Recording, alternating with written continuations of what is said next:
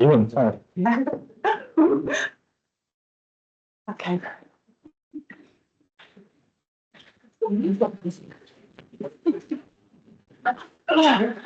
Thank you and welcome all. In terms of welcome to everyone present here for the meeting at the Civic Centre and those observing the meeting on Microsoft Teams. Fire alarm procedures. There are no fire drills are expected this evening, so in the event of an alarm sounding, please quickly make your way out of the building. There are 3 exits from the screen, which members can use to vacate the premises. Please switch off all mobile phones or place them to silent, or if required, please take calls outside of the council chamber. Do not leave any possessions unaccompanied and or report any unaccompanied possessions. Remember to take the possessions with you when the meeting has concluded or as you leave the meeting. This meeting may be subject to filming or audio recording by others in accordance with the council's filming protocol. Anyone who remains in the meeting following this announcement will have deemed to have consented to allow their image to be recorded and broadcast. I would like to remind members to turn their microphone on when speaking and sit back from the microphone to assist with the audio recording. Thank you, Chair.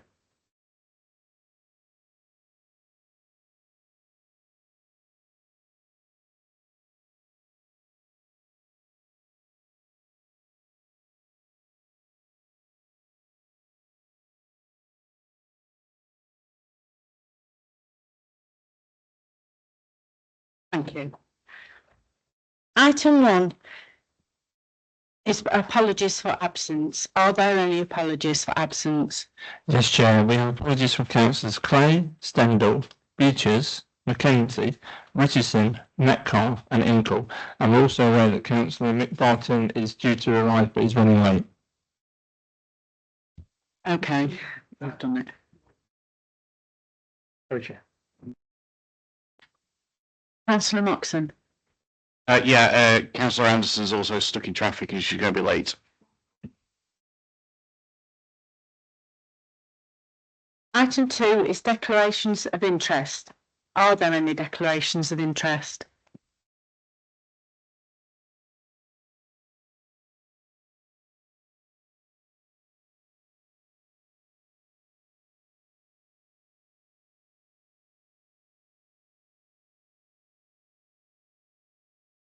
Thank you, Chair. So this is similar to the last meeting where it's just to remind members that all members who are liable to pay council tax will be recorded as having an interest in the reports that relate to the setting of the council tax. But you can still participate in the debate and vote on those items subject to declaring an interest at the meeting. And that applies to the council tax reduction scheme as well. So could I first ask any members in receipt of the council tax reduction scheme to declare that interest? And then, secondly, could I ask any members who are liable to pay council tax to raise their hand to declare that interest? Thank you. And then finally, just to remind you that we have a collective dispensation to enable all councillors to participate in the debate and vote on the report on the scheme of members' allowances, which appears later on the agenda.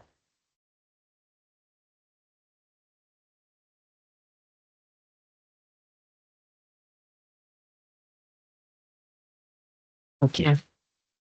Item 3 is minutes of the meeting held on the 3rd of February 2026. Councillor Swinscoe, will you propose the minutes? Yes, Chair, propose. Thank you. Councillor Ellis, will you second the minutes? Thank you. Does anyone have any amendments to propose on the accuracy of the minutes?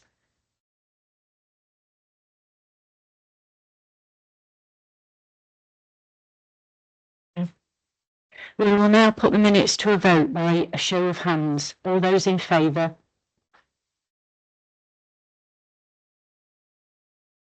Those against? Abstentions?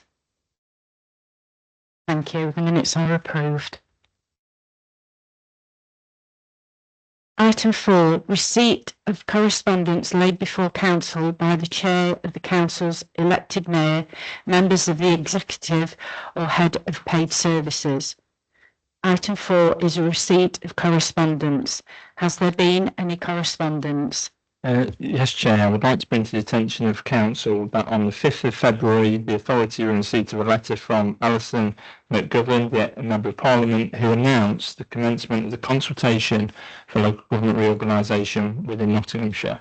The letter confirmed that the statutory consultation had gone live and would run from the period of the 5th of February to the 26th of March. Thank you, Chair. Thank you.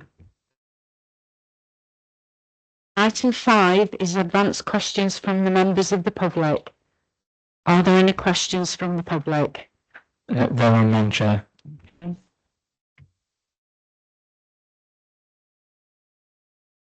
Item 6, advanced questions submitted by the elected members. Item 6 is advanced questions submitted by the elected members. Sorry. Are there any advanced questions for the elected members? Yes, Chair. There are 4 received. Thank you. Councillor Jackson, will you please provide your response to questions? Oh, sorry. Question 1 from Councillor Anderson to portfolio. We can't do it. I'll do it. Okay. Should I Suggest we defer that to the end of the question. Yes. Okay. Yeah, we'll defer that to the end of the questions. Thank you.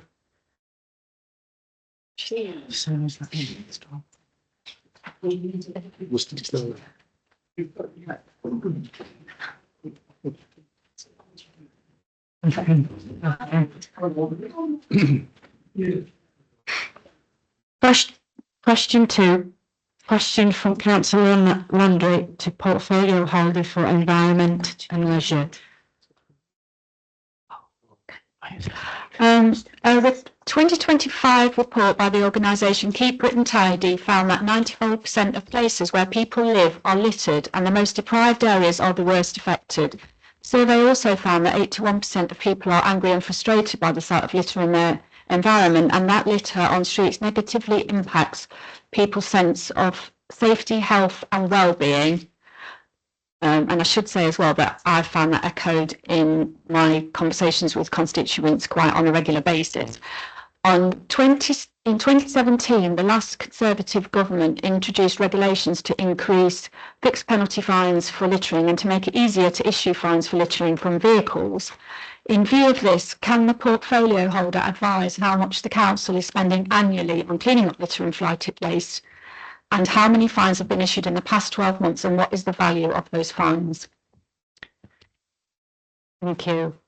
Councillor Bergin, please will you provide your response to the question? Thank you, Chair. I will. So thank you for your question, Councillor Langwood. Now, I'm not sure if you're aware this is split over 2 different portfolios, so I'm aware of neighbourhood services and what happens there, the enforcement element and reliant on the information from the officers. So I can read through the response I've got on that. So fly tipping and littering continue to be an issue both nationally and locally. Officers and frontline teams both in neighbourhood services and enforcement continue to work hard to prevent, clear and enforce on environmental crime. Unfortunately, it is not possible to specify and identify the cost dealing with each specific issue, as officers work across teams and intrinsically linked with other duties. Work to engage with and educate residents, businesses, community groups continues, and in recent events, including Days of Action, have proved positive, especially as a number of the teams and elected members have been involved. Further to the member's point about fixed penalty notice in 2023, correctly she says the government did actually amend the legislation and allow for fines to be substantially increased. However, obviously it was also in line with significant cuts to local government finances, so it was kind of what they gave with one hand they took away with another, because we didn't have the boots on the ground to go out and enforce that. So it was quite disappointing when that happened. However, MDC did increase the fixed penalty notices for littering from £75 to £100 and fly tipping from £200 to £400. These increases were not to the maximum allowed. However, it's important that we proportionate the levels of fines and have a full understanding of the impact and increasing them locally and how that might impact on people and their low incomes. The information below shows the number of incidents of each element locally and action taken included in the amount of revenue raised. Whilst amount raised may seem low compared to the number of incidents, it's important to note that a vast majority of cases, no evidence is found to identify the guilty parties. So with regard to the number of incidents, year by year, 21-22, 160 for littering, fly tipping 1,036, dog fouling 123, 22-23, 212 for littering, 2,133 incidents of fly tipping reported, and 199 dog fouling incidents. 23-24, 164 littering incidents, 1,847 fly tipping, 249 dog fouling. 24-25, 172 littering, 1,959 fly tipping, 183 dog fouling, and 25-26 to date, 144 littering, 1,604 fly tipping, and 110 dog fouling. The total number of fixed penalty notices issued by MDC for each of the following financial years. The current year will be lower in many areas as they're ongoing and will only be logged on completion. So in 21-22, there was 11 fixed penalty notices for littering, 14 for fly tipping, 1 for dog fouling, and 8 duty of cares, a total of 34. 22-23, 26 for littering, 12 for fly tipping, 6 for dog fouling, 12 for duty of cares, a total of 56. 23-24, 5 for littering, 12 for fly tipping, 2 for dog fouling, 29 for duty of care, total of 48. 24-25, 9 for littering, 3 for fly tipping, 2 for dog fouling, 9 for duty of care, a total of 23. And 25-26, as I say, to date, seems low because there's a lot of ongoing cases, but 0 for littering, 8 for fly tipping, 0 for dog fouling, and 2 for duty of care. The total income received by the Council for Environmental Fixed Penalty Notices in each of the following years, so 21-22 was £2,768.84, 22-23 was £3,846.47, 23-24 £3,732, and 24-25 £2,507. Obviously there's no figure for this current year because it's still in the current financial year. Fixed penalty charges have not changed since 2022, and the current charges are below. So fly tipping, it's £122 if it's paid within 7 days, £400 if it's paid within 14 days. Littering is £80 if it's paid within 7 days, and £100 if it's paid within 14 days. Dog fouling, again, is 7 days, £60, and £100 for 14 days. And duty of care is £122 in 7 days, and £204 if it's paid within 10 days or less. Thank you very much.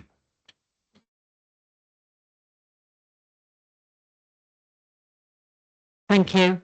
Councillor Langrick, if you have any supplementary question, please could you put it to Councillor Bergen?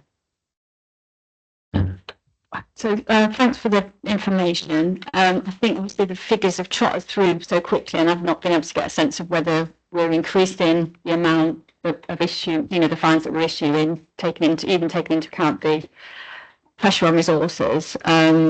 So it'd be nice to know whether where the trajectory is heading on that.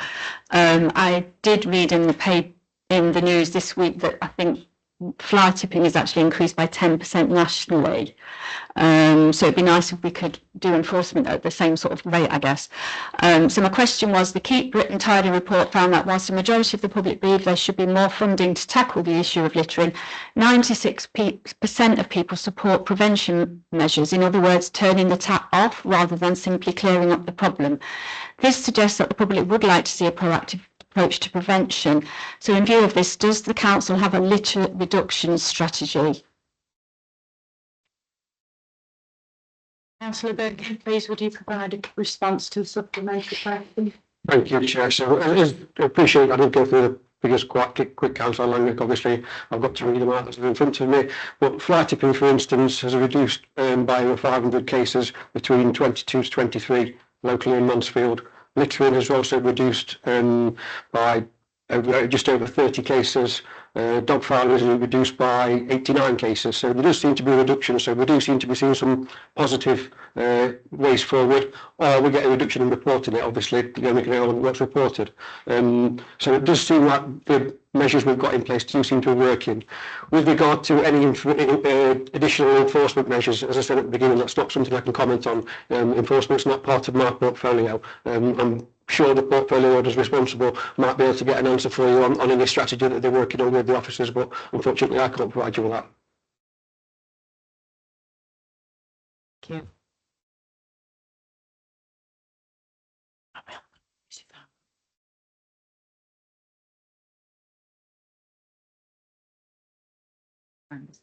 Okay.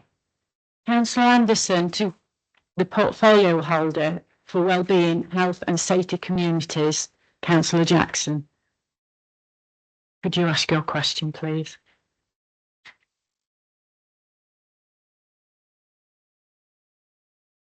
Thank you, Chair. The Ask Angela training is to teach venue staff on how to respond correctly when someone asks for help. A well-known undercover test conducted by journalists from the BBC, including the UK Safeguarding Minister, tested it in various venues across the UK and found that many venues had not responded correctly when someone had asked for Angela, with staff at around half of the venues in the test failing to recognise the code and provide help. With this in mind, what steps does Mansfield District Council take to promote this initiative in licensed premises in Mansfield? Councillor Jackson, please will you provide your response to?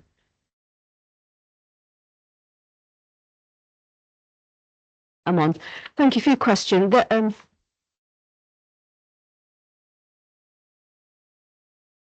we go. Thank you. Apologies for that. Thanks, Councillor Anderson. I'm glad you've asked this question because this is a subject that's quite close to my heart.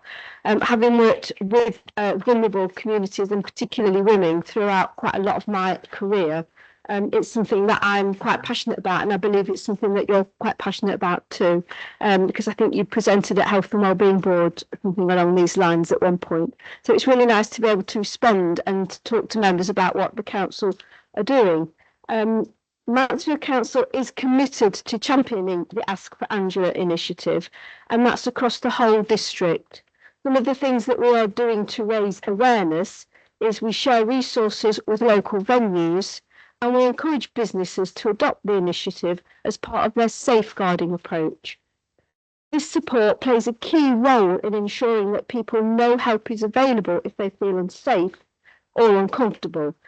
It's generally directed towards the safety of women and girls, but obviously anybody can ask for Angela, and we are including all of our population within these measures.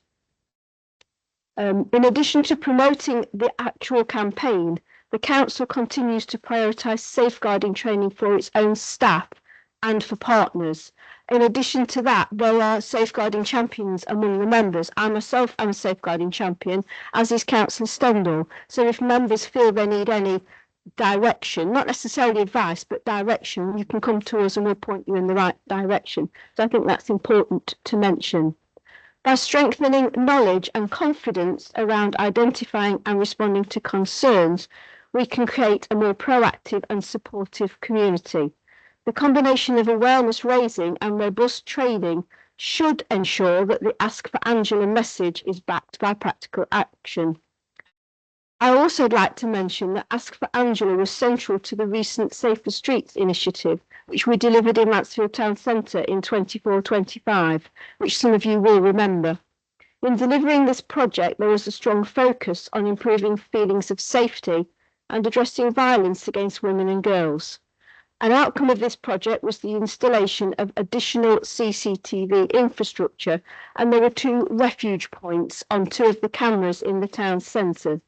I'd also like to add that following a particular nasty incident, I think it was in Ashfield last year, we republicised these 2 help buttons to the community so that we were trying to get the message out to our community that there are measures in place to help them feel safer. We work in partnership with Nottinghamshire Police, and the consultation regarding the Safer Streets project was regarding the Walking in Her Shoes initiative, and that focused on feelings of safety for women. Information that we gathered from this initiative informed the need for investment in the rollout of the Ask for Angela programme, which I think is probably at the heart of your question. So this resulted in further training for staff, the provisional of associated information and materials within various town centre venues. Following this, a test exercise was carried out in participating premises to ensure that the Ask for Angela was operational and fully understood.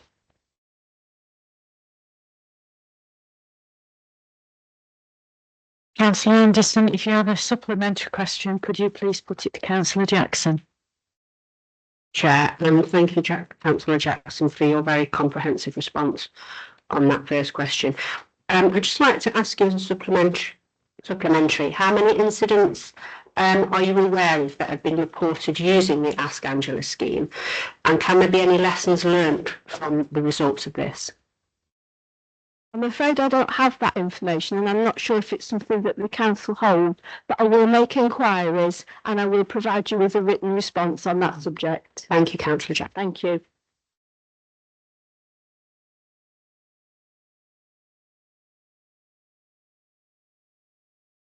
Question 3 from Councillor Camilleri to Portfolio Holder for Corporate and Finance.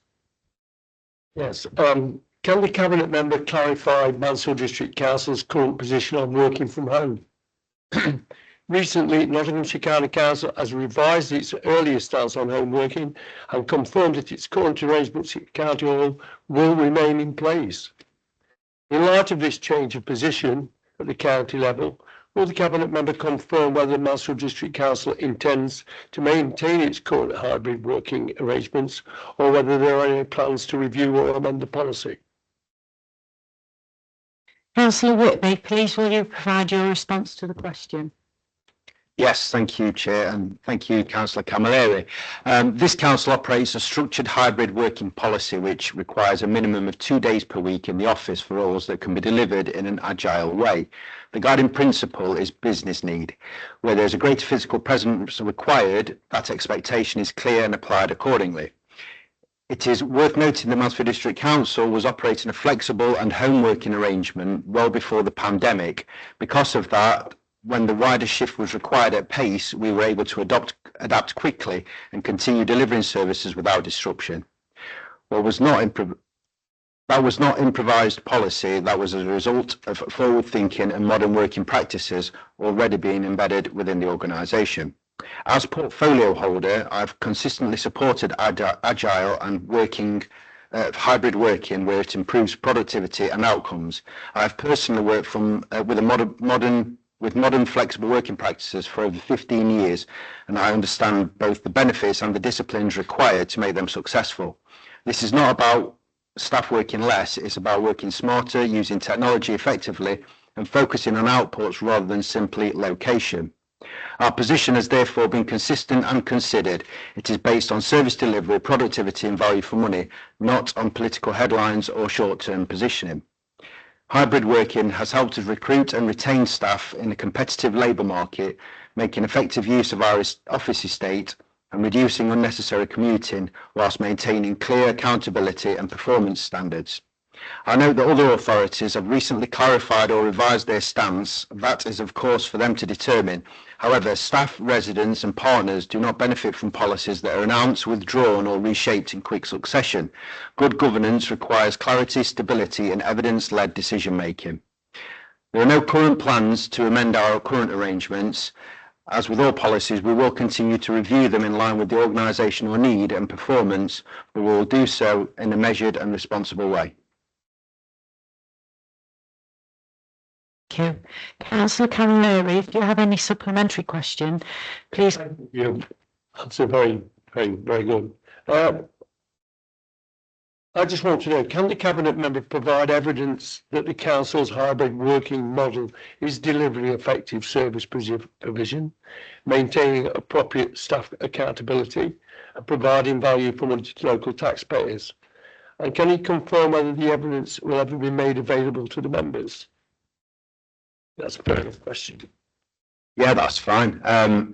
I don't have the data in front of me, but what we do have is robust monitoring that goes to overview and scrutiny committees, and anywhere where a service is failing, if it's identified they're working from home as involved in that failure, then we would take measures to address that in the response plan for that. So I think overall, and from what I hear when speaking to officers within my portfolio, it's a massively popular thing, and it's enabled us to be adaptive and flexible when we are recruiting, especially if we're recruiting specialist disciplines from further afield. Thank you. Question 4 from Councillor Moxon to the elected mayor. Thank you. Businesses on Stockwell Gate in Mansfield from Rosemary Street to Queen Street have suffered a double impact recently. Firstly, of the roof collapse and subsequent closure of the Walkden Street car park and the ground floor stores in that building, as well as the pre-planned restrictions due to the removal of the bridges linking the old Beals building with the Four Seasons Centre. Many people have been telling me that they are avoiding that area where possible due to the closures and restrictions, and I know that businesses down there are suffering. Can the Mayor please outline what help and support has been given to those businesses to date, and also outline further possible support that the Council could give to support these mainly small businesses? Mayor, can you please provide your response? Thanks a lot for your question, Councillor Moxon. We do understand that this has been a really challenging time for businesses in and around Stockwell Gate, but the Council has been very active in supporting the businesses, protecting the public and maintaining liaison with everyone through the temporary closures and restrictions within the town centre. So the actions that we've taken specifically is actively providing additional support to business and to shoppers with our Open for Business campaign. You might have seen it on social media, financed via the council and developed in conjunction working with Mansfield Forward, the business improvement district. So we've been working in partnership with them with our messaging. This has included more informative signage, you see it visually very, very strong, information provision and offer of one-to-one business support if required by one of our commission providers, NBV. So NBV is a not-for-profit organisation, enterprise that helps small businesses in and around the East Midlands. More widely, we've continued to keep the businesses and members of the public informed via the additional signage, media and social media. So that's including promoting alternative access routes while the full closure was in place, and specifically enabling access for users with mobility issues such as pushchair and wheelchairs. So we've taken all that into account on the alternative routes. I myself have attended regular four weekly meetings with businesses at the Old Town Hall, along with the Chief Executive, Jane Biddleston, and the businesses are communicated directly on any changes and developments, and they've asked us many challenging questions at that meeting, I can assure you. The closures have been necessary to support the delivery of Mansfield Connect, given the condition and materials contained, especially with the 2 access bridges. So we continue to work closely with our contractors, Kier, who themselves have worked hard to provide additional signage and collaborate with us and Mansfield Forward, and they've been attending them business meetings, so the business could actually put their questions directly to the contractor who's in charge of the works. So in relation to the closure of Walkden Street car park, there will be a continued need to close the road for vehicular access as a minimum to ensure public safety, because we're monitoring the building to make sure that there's no movements. We will continue to work with contractors to minimise the disruption during future works and continue to keep public and local businesses updated.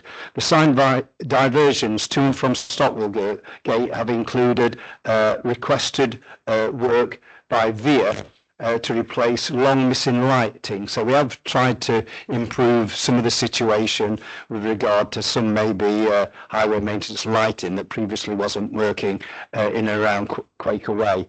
So finally, the council has also supported businesses immediately affected with NDR and business rate relief, with businesses being given a full 0% rate or balances being remitted given the circumstances. There are just 2 businesses with whom further options are being explored given their location and status, and we remain open to engage with any affected businesses that might require advice and support. So overall, we have worked hard to balance accessibility for the businesses and the public with the need to protect the public and put safety first. So I am pleased to report that the road closure was removed on schedule on the 27th of February. I've been there today, you know, because daylight coming into that area for the first time for decades, I think. But there will still be an additional maximum of 2 days overnight closures, one of them which is tonight, for the removal of the bridge gantry structures. So it's a tricky balance, but we have done everything we think we can to do to either protect members of the public, help businesses and keep people safe. Thank you. Councillor Moxon, do you have a supplementary question for the elected mayor? Yeah, thank you very much, and thank you for that very, very comprehensive answer to my question. I'm just wondering about timescales now. So what sort of timescales are businesses having to wait in terms of getting support from the council, if any, and what are the likely timescales that this help and support is going to continue for? Thank you.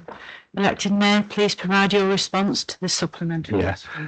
Not an easy one to give an exact timescale to, because each project has got many factors to it that could vary the timescale.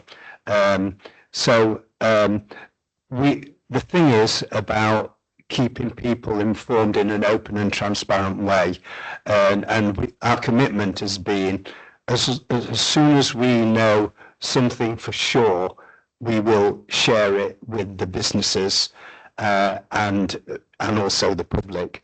We won't wait till we have our meeting. We'll do it by email, and we've got this really because we've got a good relationship on the ground with Mansfield Bid.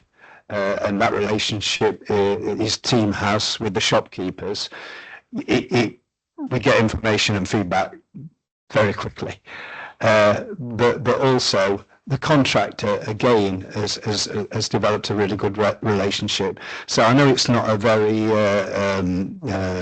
detailed response, but the intention is, as soon as we've got clarity on programs with the various contracts down there, we will be communicating, because obviously it's in all our interests to make sure that businesses do stay open.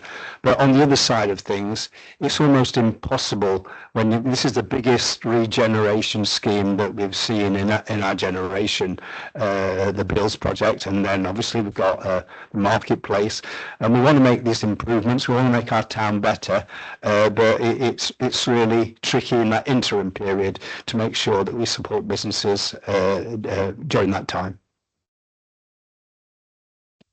Thank you. Item 7 is the delegated decision of the portfolio holder for corporate and finance on the proposed council tax reduction schemes for 2026-27. Councillor Whitby, will you propose the recommendations?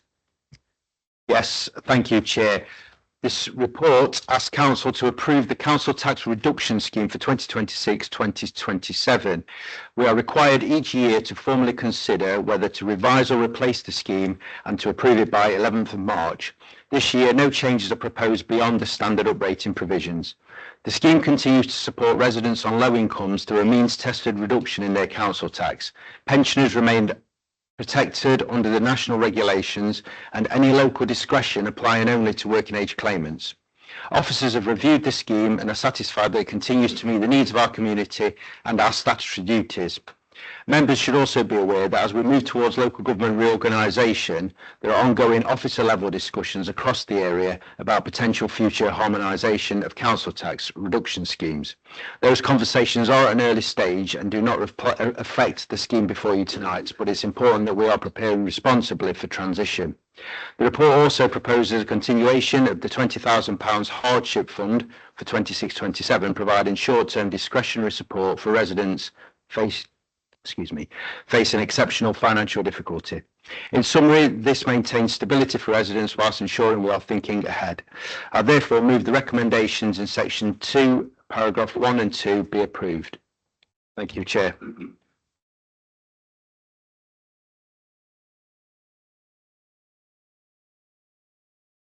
Elected Mayor, will you second the recommendations? Yeah, I will second and reserve the right. Thank you. Does anyone wish to comment on the motion?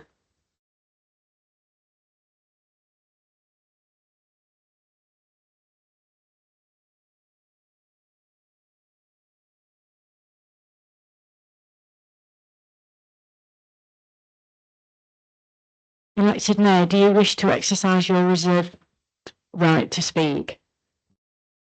Nothing further to add. Councillor Whitby, do you wish to exercise your right to reply? Nothing further to add. Thank you, Chair. Okay, thank you. We now move for the vote. Can I have votes for?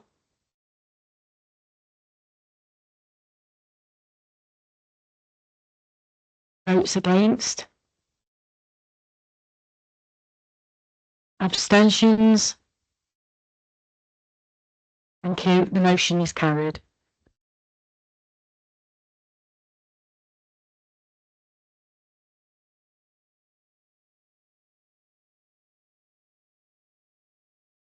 Item 8 is a delegated decision of the portfolio holder for corporate and finance on the revenue and capital forecast for year-end position of quarter 3.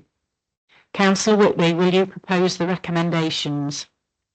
Yes, thank you, Chair. This report sets out the quarter 3 forecasted outturn position for both the General Fund and Housing Revenue account. I'm pleased to report that the General Fund is currently projecting a modest surplus position at year end, and the Housing Revenue account is forecasting a balanced position.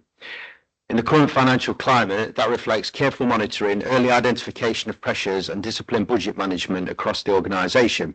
Members will note that the approved capital programme stands at £94 million across the General Fund and HRA.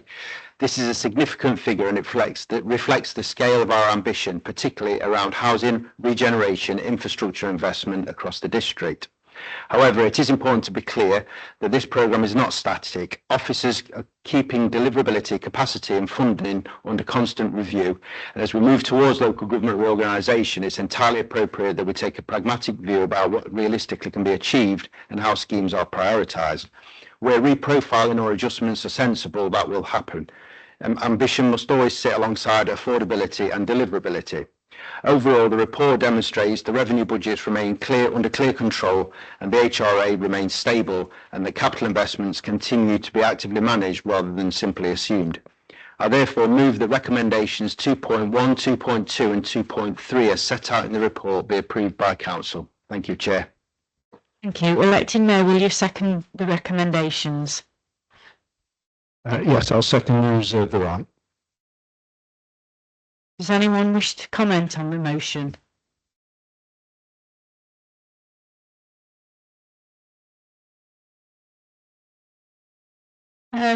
Just to comment that, if I'm reading it right, on the housing revenue account, there's an underspend of, is it £2 million?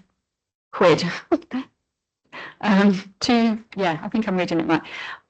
For repairs and maintenance. So, that given the need to renew the council's housing stock, is it possible to comment on why that is?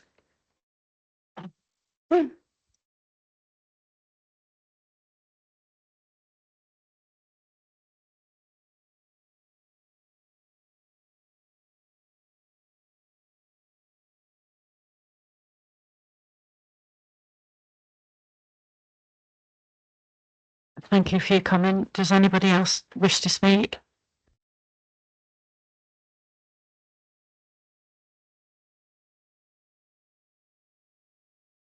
No. Elected Mayor, do you wish to exercise reserved right to speak? Yeah, I'd just like to say this is an incredibly ambitious investment that's going on there, that £94 million. And it's kind of a comment with regard to this and the previous item that I'm really proud the way that we've managed to keep that fiscal discipline in really challenging times, but still kind of been ambitious with investment to take the district forward. And also, we're still trying to think about looking after those that have got hardship as well. That was in the previous item. So on the whole, I think it's a great achievement, especially in this really challenging economic world we live in, where things are going up and down and everyone's trying to squeeze blood out of a stone all the time. It's a very ambitious programme. Councillor Whitby, do you wish to exercise your right to reply? Yes, thank you, Chair. I was just trying to get an answer for Councillor Landry. Just I expected any monitoring report and anything where there's a significant variance, there's a note in the report just following that gives you an overarching explanation as to why that is. But I'm happy to provide more information if you want to come back and just drop me an email or something. Thank you. We move for the vote. Can I have votes for?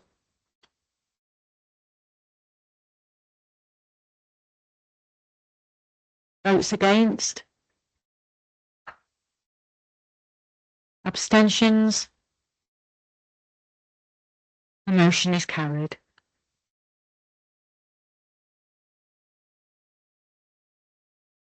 Item 9 is an extract minute from Governance and Standards Committee on proposed constitutional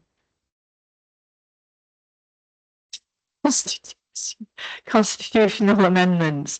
Councillor Bell, will you propose the recommendation? Yes, thank you, Chair. This report sets out proposed amendments to both the executive and non-executive arrangements contained with the Council's constitution.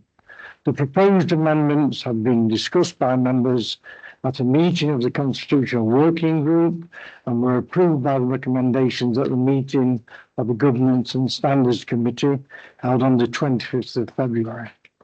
As noted in the circulated minutes, the Governance and Standards Committee meeting, the committee agreed one amendment to the recommendations as set out in the report, and this was to remove the words excluding householder and minor commercial applications from the draft terms of reference for Planning Application Committee for the purposes of clarity.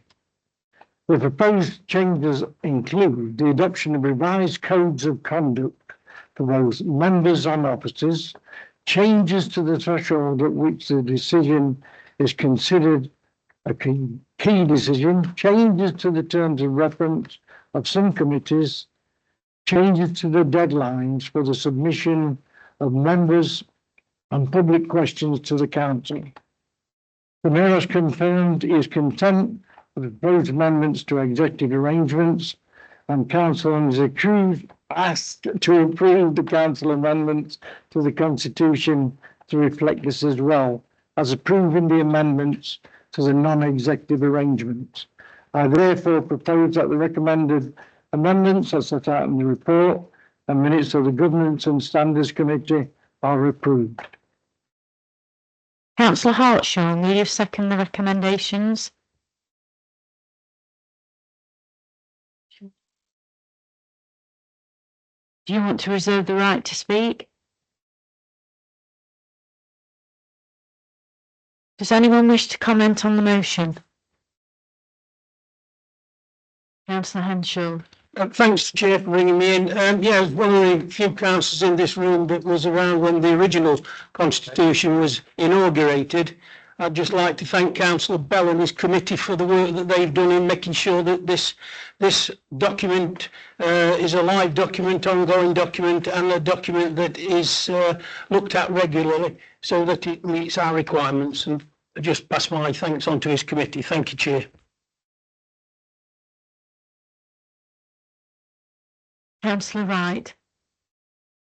Chair, could someone explain the rationale behind moving the deadline for councillor questions to 12 noon on the day after the agenda was published? It just seems a bit odd. Thank you.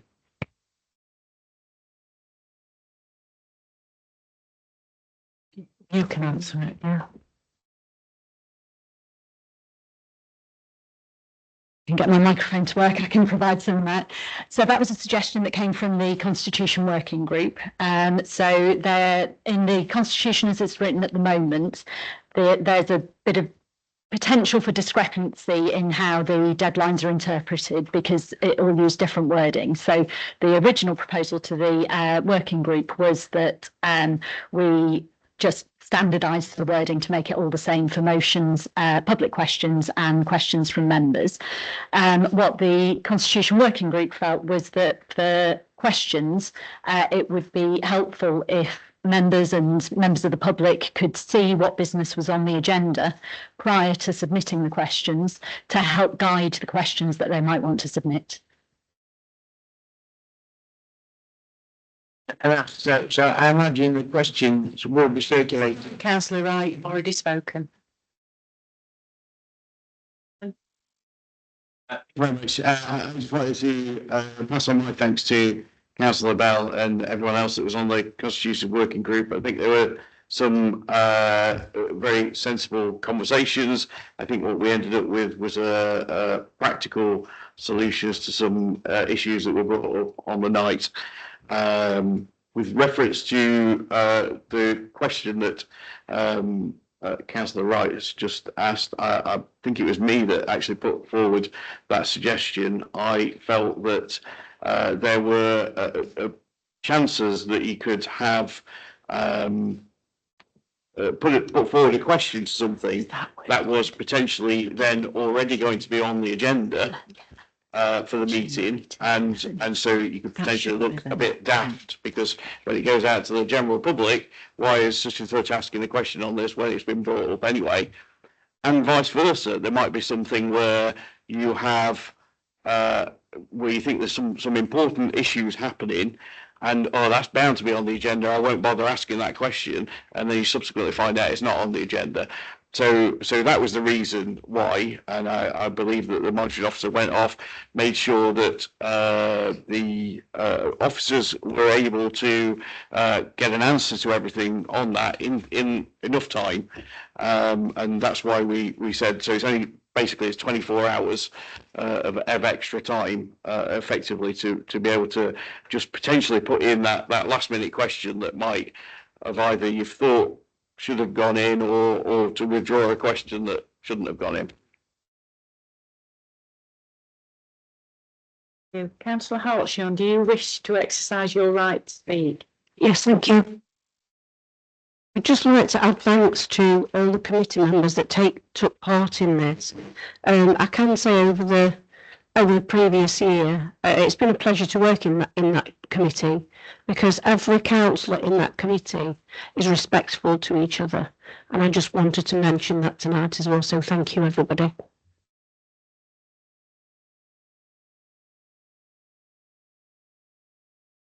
Councillor Bell, do you wish to exercise your right to reply?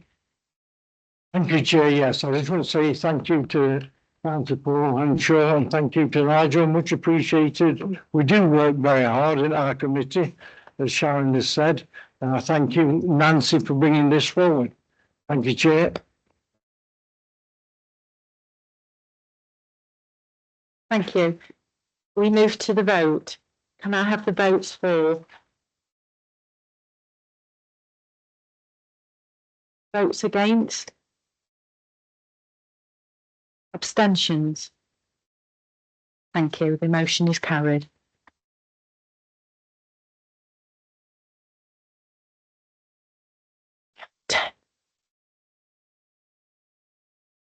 Item 10 is an extract minute from Governors and Standards Committee on Investment Strategies for 2026-27. Councillor Bell, will you propose the recommendation? Well, Chair, thank you.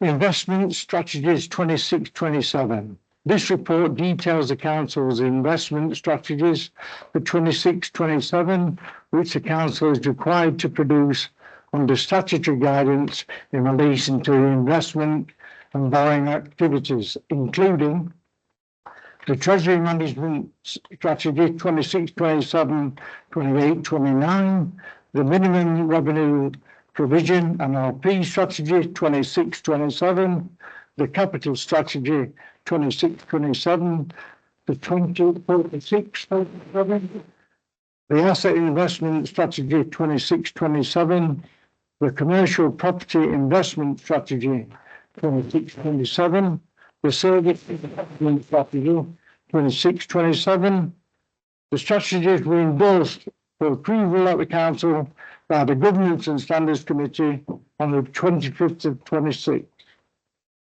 Local authorities are required to produce the following strategy documents and get them approved by full council on an annual basis prior to the commencement of any new financial year. The strategies to be approved are the Treasury Management Strategy. This provides a policy framework for the engagement of the council with financial markets in order to fund the capital investment programme, to maintain the security of its cash balances and protect them from credit, liquidity, inflation and interest rate risk. And I ain't had a drink, honestly. The Minimum Revenue Provision Strategy. This strategy recommends the methods to use when calculating the revenue amount. The council will set aside each year to cover any outstanding borrowing, but that is also so that it has sufficient resources available to repay the borrowing maturity. The capital strategy provides a forward look at the core principles that underpin the council's long-term capital expenditure and investment decisions, having regard for risk mitigation and the implications of the council's financial sustainability. The asset investment strategy is establishes framework for the identification of assets investment, which, if applied, will provide the council with benefits both to the organisation and to residents as well. As a potential for ongoing revenue benefits, this strategy is relevant to all assets. The council intends to purchase in order to further its service objectives. The council property investment strategy. This establishment is a framework for maintaining and monitoring the current portfolio of commercial properties. Borrowing has previously been taken out from commercial property investments, and the costs related to this must be covered by properties in question. The service investment strategy. The council currently has one service investment made to Mansfield Homes, which is the council is a sole shareholder. This investment has been repaid in full, details of which are contained in the Service Investment Strategy 26-27. I therefore propose that this report be approved by the full council. Thank you. Councillor Hartshorn, will you second the recommendations?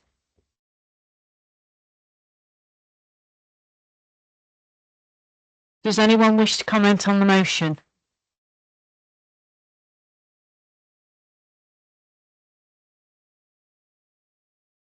Councillor Hartshorn, do you wish to exercise your right reserved?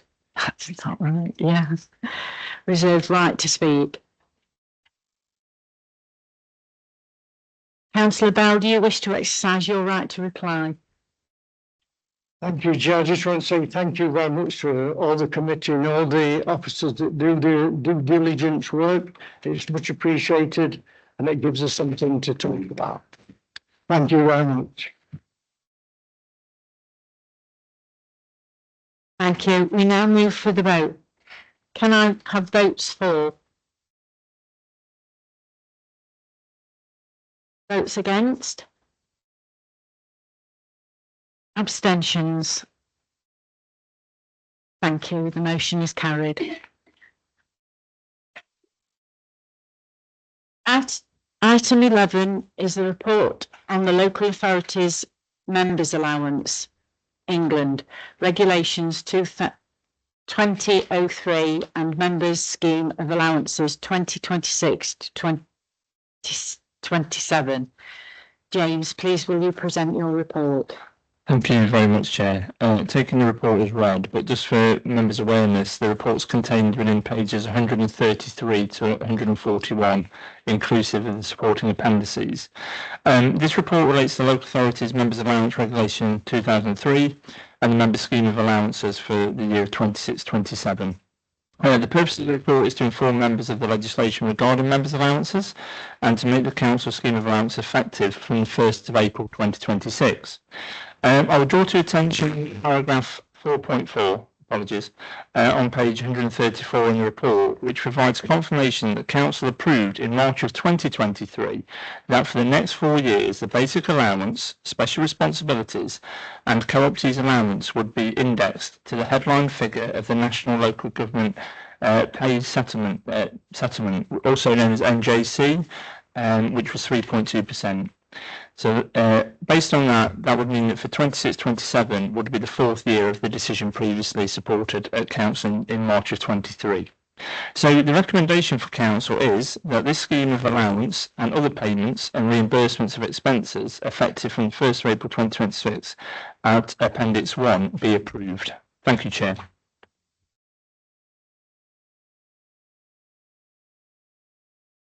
Are there any questions on the report?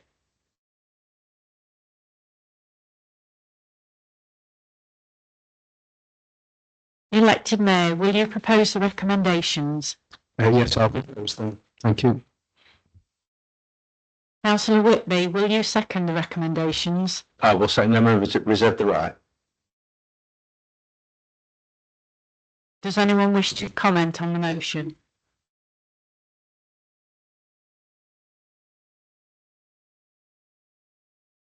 Councillor Whitby, do you wish to exercise your reserved right to speak? No, thank you, Chair. Elected Mayor, do you wish to exercise your right to reply? Nothing to add. Thank you. We'll go to the vote then. Can I have votes for? Votes against? Abstentions? Thank you. The motion is carried.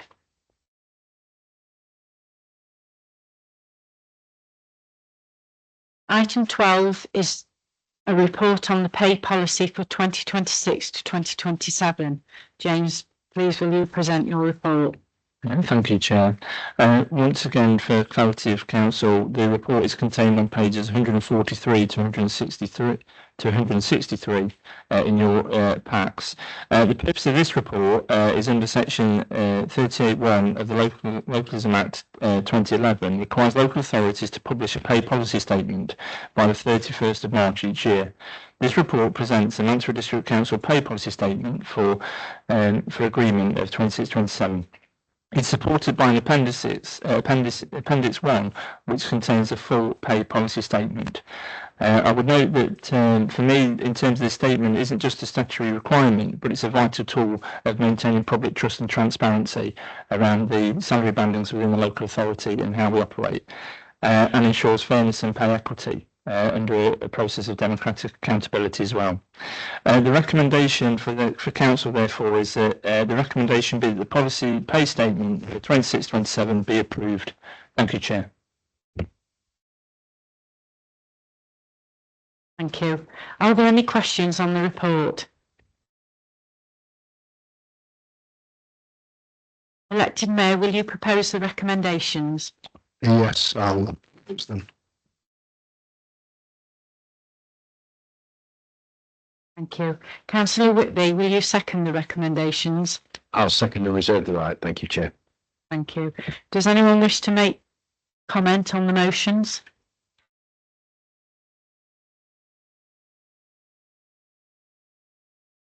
Councillor Whitby, do you wish to exercise your reserved right to speak? I do not, thank you, Chair. Elected Mayor, do you wish to exercise your right to reply? No, nothing to add. Thank you. We will now move to the vote. Can I have votes for? Against? Abstentions? Thank you. The motion is carried. Item 13 is a report on the council tax resolution for 2026 to 2027. Councillor Whitby, please will you present your report? Yes, thank you, Chair. This report formally sets council tax for 2026 to 27, bringing together the figures already approved by this council and the precepts set by the other authorities. As members know, this council agreed a Band D increase of 2.99% in February.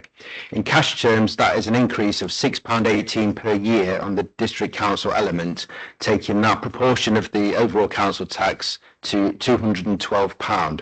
It's worth pausing on that figure. The total Band D council tax for 26-27 will be £2,596.16 across most of the district. Of that total, just over £212 comes to this council. The largest element by some distance is the Nottinghamshire County Council precept of £1,970, which represents an increase of over £75 on a Band D property just for this year. Residents deserve some clarity.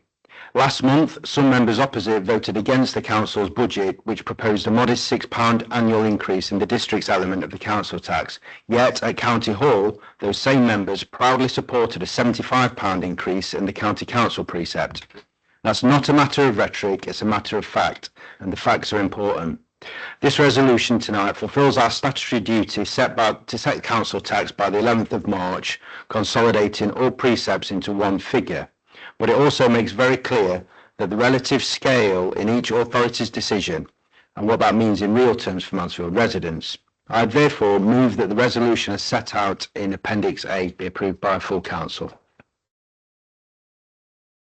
Thank you. Are there any questions on the report?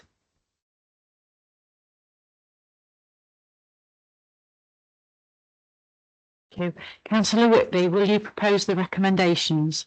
I propose the recommendations, Chair. Thank you. Elected Mayor, will you second the recommendations? Yes, I second the right.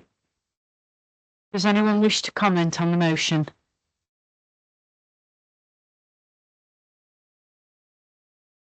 Elected Mayor, do you wish to exercise your reserved right to speak? Yeah, I just want to kind of amplify the really good report from Councillor Whitby for the public's understanding, because, you know, it doesn't matter how many times we say this, the public don't quite get it. That £6 per year for the services that we deliver, that's a 12 pence per week increase for Mansfield's element, and it's you know, less than 9% of the overall budget. So, you know, it just needs people to realise that, and you know, percentages and damn lies. This, I used to be a maths teacher. You can present anything with percentages, but the real facts are that £75 in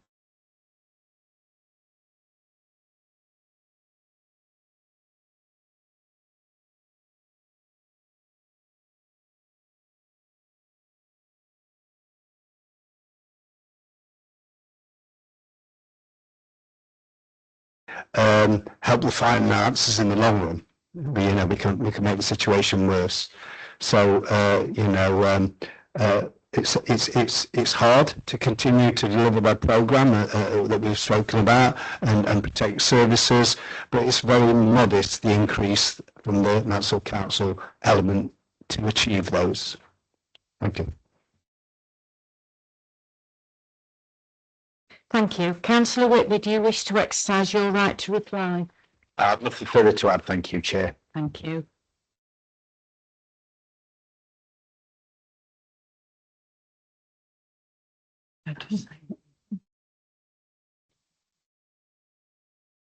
And to me, I can do it. Okay, yeah.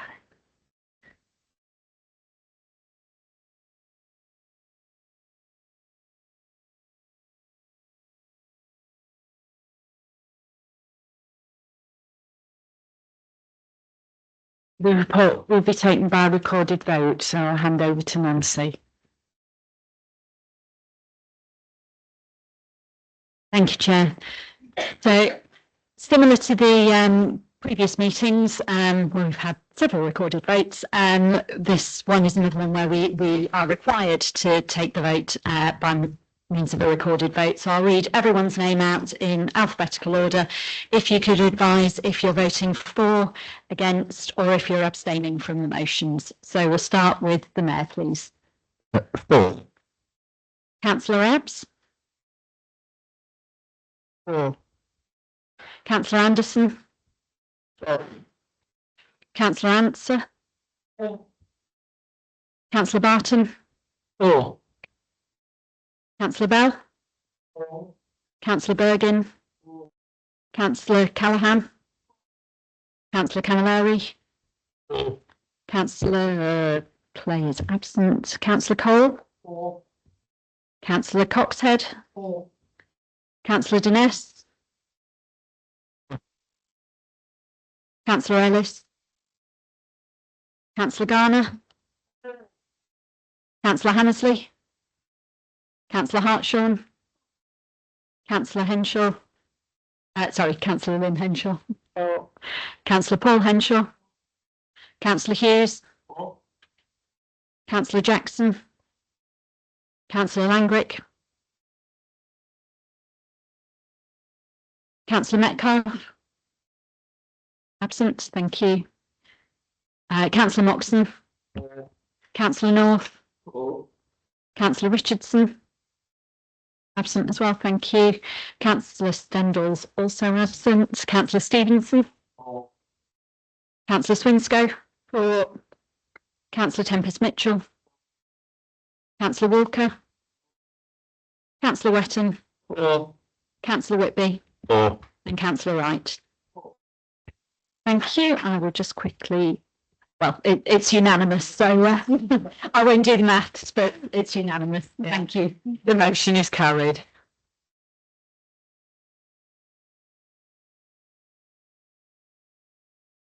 Is that right?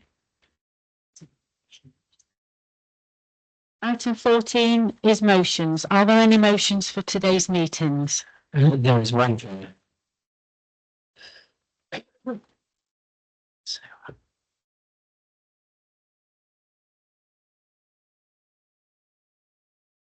So Swinscoe, will you propose the motion? Yes, Chair. It's shocking to notice that on the 24th of February of last year, the Crown Prosecution Service reported that an ex-nursery worker was jailed for filming sexual assaults on young girls and for voyeurism in his childcare setting. These offences involve serious breaches of trust and the safety of children in a day nursery environment. Several years since Vanessa George was convicted, and her crime shocked the nation, and that led to widespread concerns even then about safeguarding in early years setting. And despite those significant attention from the media and changes since these events, they've continued to happen, and there's persistent vulnerabilities in safeguarding practices within these settings. Parents and carers must be confident that day nurseries and early years settings operate to the highest possible standards of child protection, including staff recruitment, vetting, supervision, monitoring, reporting and training. National guidance, inspection frameworks and statutory safeguarding duties relating to childcare providers are matters reserved to Parliament and relevant government department. This council therefore requests that the elected mayor to write to the relevant minister and to our local member of parliament requesting that a formal review of current safe practice arrangements in day nurseries be undertaken at the national level, which includes examining the vetting and background checks for all staff and volunteers, the adequacy of existing safeguarding training requirements, the effectiveness of inspection and monitoring regimes and mechanisms for reporting, investigating and acting on concerns. This review should also consider whether existing legislation, guidance and enforcement arrangement sufficiently protect children in nurseries and intermediate year settings. This review should also have consultations with parents, childcare professionals, regulatory bodies and safeguarding experts, and any recommendations emerging from the review to be brought to Parliament for consideration. This council also requests that a copy of the Mayor's letter and any responses received to be brought to full council. Children are the most vulnerable people in our society, and I would hope that people would support my motion. Thank you, Chair. Thank you. Councillor Paul Henshaw, will you second the motion? Thanks. Yes, Chair. Second, very much to be. Thank you. Does anyone wish to comment on the motion?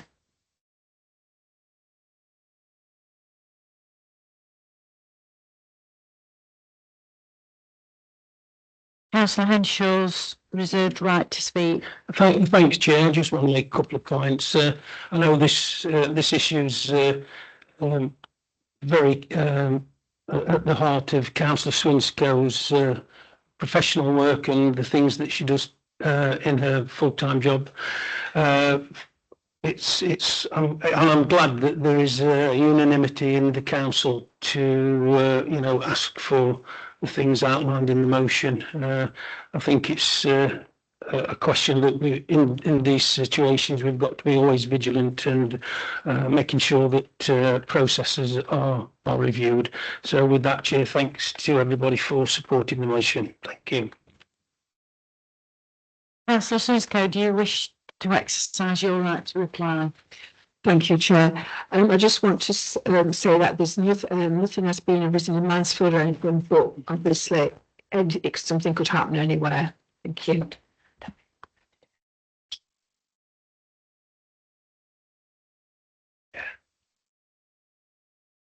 Thank you. We now move to the vote. Can I have votes for? Votes against? Abstentions? Thank you. The motion is carried. And that concludes the formal business for tonight's meeting. Could I please ask that members remain for a short announcement from the Mayor? Yeah, I mean, it's not my normal attire, but it doesn't happen very, very often. Big FA Cup game. I think there's a few people in presence tonight, but maybe way back in 1969, I was there when we beat West Ham 3-0 with those 3 World Cup winners in that side. So if we can do that, we can do it again against Arsenal on Saturday. So I just want the full chamber to be behind Up You Stags and Yellows for Saturday.